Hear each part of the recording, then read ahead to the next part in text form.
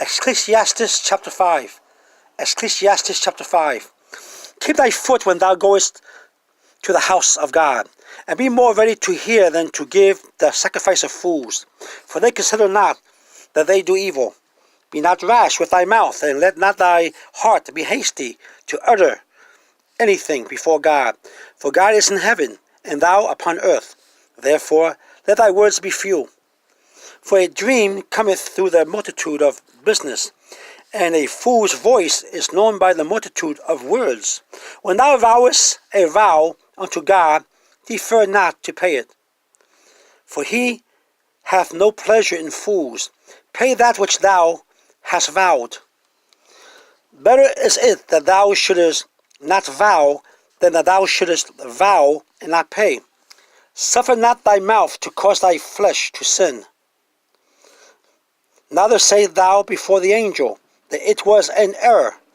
Wherefore should God be angry at thy voice and destroy the works of thy hand? For in the multitude of dreams and many words there are also divers vanities. But fear thou God. If thou seest the oppression of the poor, and violent perverting of the judgment and justice in the province, marvel not at the matter, for he that is higher than the highest regardeth, and there be higher than they.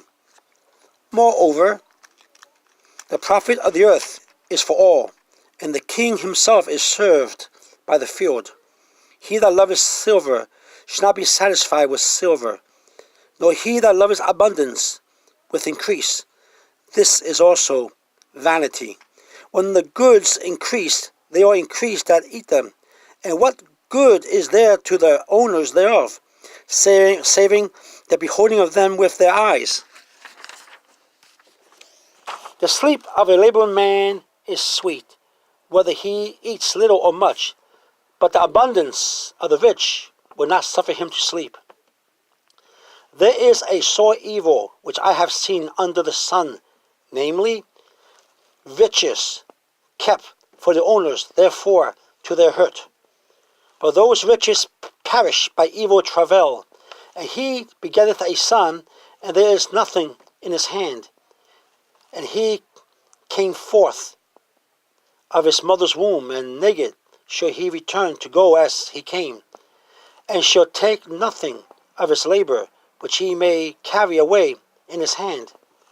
But this also is a sore evil, that in all points as he came, so he go. And what profit hath he that laboureth for the wind? For his days also he eateth in darkness, he hath much sorrow and wrath with his sickness.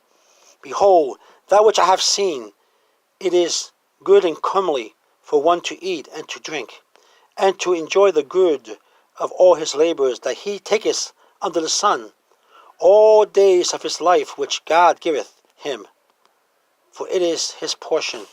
Every man also to whom God hath given riches and wealth, and hath given him power to eat thereof, and to take his portion, and to rejoice in his labour, this is the gift of God.